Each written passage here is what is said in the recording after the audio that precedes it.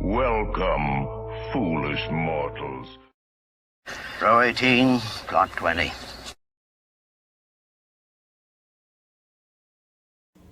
everybody, welcome to Now It's Dark. I'm Jim, and today's Dollar Tree Theater.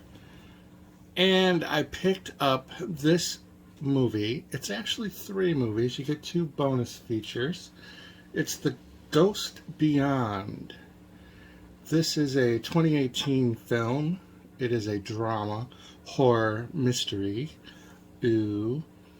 It's the movie that I would describe as having a twist ending that I actually didn't see coming. So watch this trailer and then we'll chat about my notes.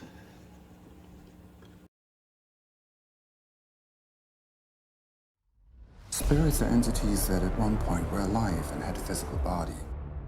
Some can be good, some can be bad. Demons, on the other hand, never had a physical body. They're coming straight from hell. I know this may sound very strange to you, but some of us grew up being taught these kind of things.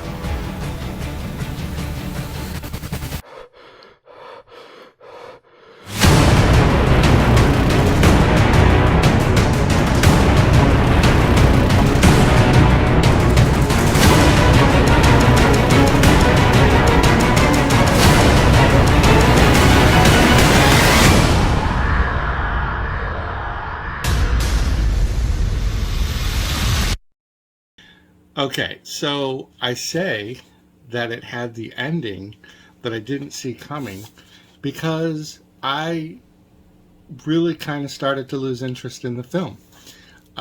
Between the second and third act, it just seemed to kind of drag on a little bit for me. The story is about a struggling horror writer who moves his wife and young son to an old country home, but when a presence begins to communicate with his son, the family must escape an evil that threatens to doom them to the house for eternity. So this was directed by Michael Gibbons, and the writers are Pere Reginald Teo, who did the screenplay, and Stephen Paul did the story. Stars Trevor Donovan. On IMDb, he's credited as John, but in the movie and in the movie credits, he's called Stanley. Val Bloom plays Jennifer Burrows, the mother and wife of Stanley John. And Bobby Batson, sounds like a superhero in disguise, is Johnny Burrows. And we have Johan, the house hand, who comes with the house. And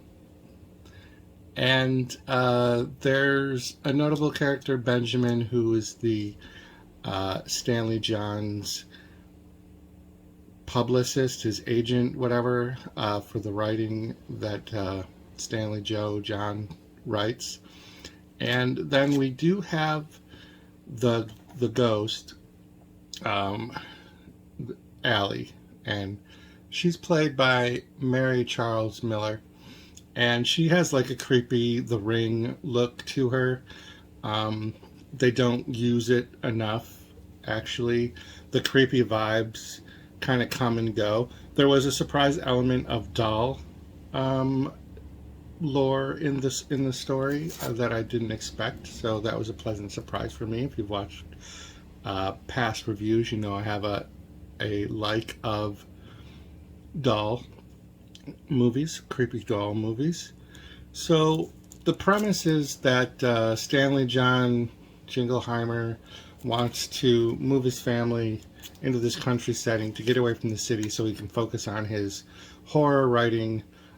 He is led to believe by his agent that there is this big project on the horizon. And so he buys this house thinking he's going to have money coming in as an advancement for his screenplay that he's going to write when they move in. We meet Johan right at the beginning. as he's painting the outside of the house when this family goes to look at it. They fall in love with the house.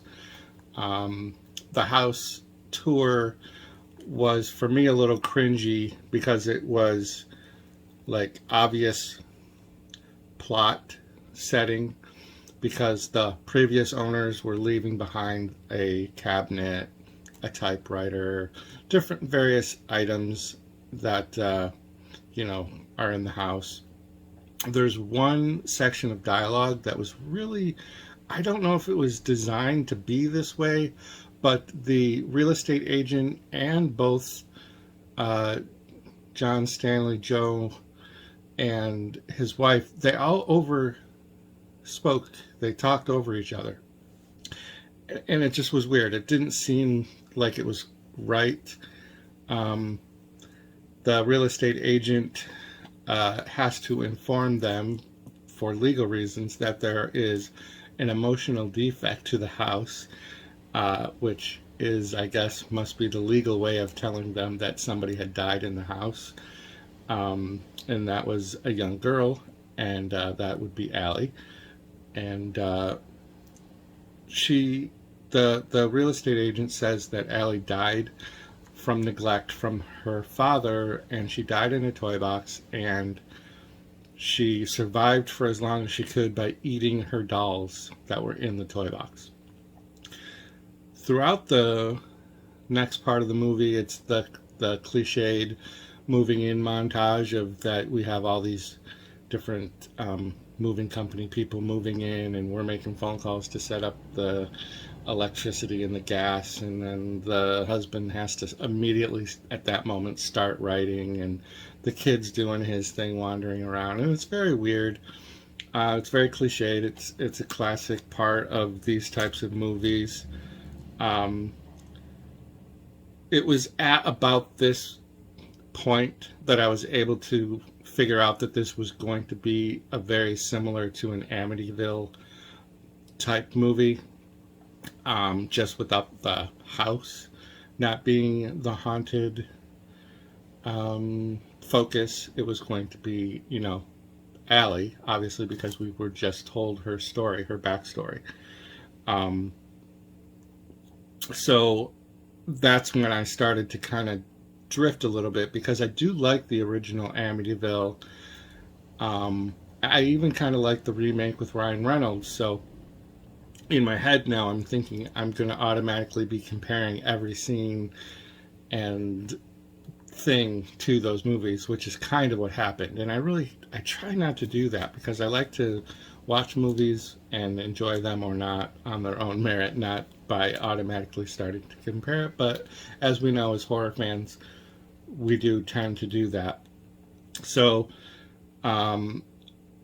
they're doing their first night. The kid starts seeing things and hearing things. The mom and dad are gonna, christen the new bedroom. And the mom's hot, by the way. She's Val Bloom. She hasn't done a lot of things. She doesn't have a lot of credits for anything really big. This is one of her more recent credits. And that's 2018. And then she has a short film called Overwatch in 2022. But all the stuff before that's in the early 2000s, a lot of TV stuff. She's not horrible. The acting isn't really horrible. They kind of work in a plot thread that I didn't really get an impression that needed to be in the movie, which was the agent publicist of Stanley Joe John having had an affair with the wife Jennifer, and that the son Bobby could possibly be the agents. And the only reason why that kind of worked was because we start to develop the slow descent of the father. The descent into madness is what I call it, and I do enjoy those types of movies. That's why Amityville is one of those movies that I enjoy, because you see the character at the start, And then through the movie, they get kind of into that madness where they're ready to do violence against the people that they love. So that kind of works into part of the descent of madness of Stanley Joe John. But it doesn't develop really, into much. It's kind of like a not needed thing. I think it would have been better if there was not the backstory that they did have sex at some point, because it would make you not hate the wife for having cheated, and it would also create more of a feeling of paranoia during the descent for Stanley Joe John, that anybody that was a male figure around his wife was making him jealous, and that would have worked better, because then they could have done that a lot more with any person that came to the house, like the gas man and whatever else. So like I said, I did start to slowly lose interest in it, and I think that's why I didn't see a twist coming. So it's not a fantastic twist by any means. I think anyone could potentially, pick it up earlier than I did, if they're paying attention or just watching it on its own. I tend to miss things, I think, because I am writing notes as I go. So, for that moment or two that my head's down and I'm jotting down a little line, I could miss something in a scene. Maybe I'll give it that credit. This was given a 3.1 on IMDb. I know a lot of people don't give IMDb a lot of credit for their ratings, have cheated of you, and some people do. I use it as a baseline rating, just to give merit to the movie, because it tells you how many people reviewed the movie, which is 275 in this case. So I don't like to use Rotten Tomatoes because that can be a little more subjective. It's just a rating. It's not. It doesn't mean that is the standard for the movie. I would say it's pretty accurate rating out of 10. 10's a pretty large scale. So yeah, the twist came and went, and it had kind of a, I don't want to say ridiculous ending, but kind of a silly ending. It's not the most horrible movie I've seen. Like, I'm not mad that I watched this. I'm not mad that I got up really early to make this video at all. This is part of my October themed Dollar Tree theaters where I'm doing movies based on ghosts, vampires, like the traditional iconic Halloween characters. So yeah, this is on Tubi, by the way. You can catch this on Tubi, so you can credit me with having a Tubi Tuesday Dollar Tree Theater combo. And yeah, if you got an hour and a half and you want to watch a 3.1 rated ghost story, this is the one for you. Thank you for tuning in. Hit the like, hit the share, hit the subscribe, and all that good stuff. Every day in the month of October, we have videos and more, live streams, movie premieres, everything. Thank you for tuning in. Have a good day. I would like to thank all the little people who work so hard to make this picture a success. I would like to thank them, but I really can't because I did it all myself.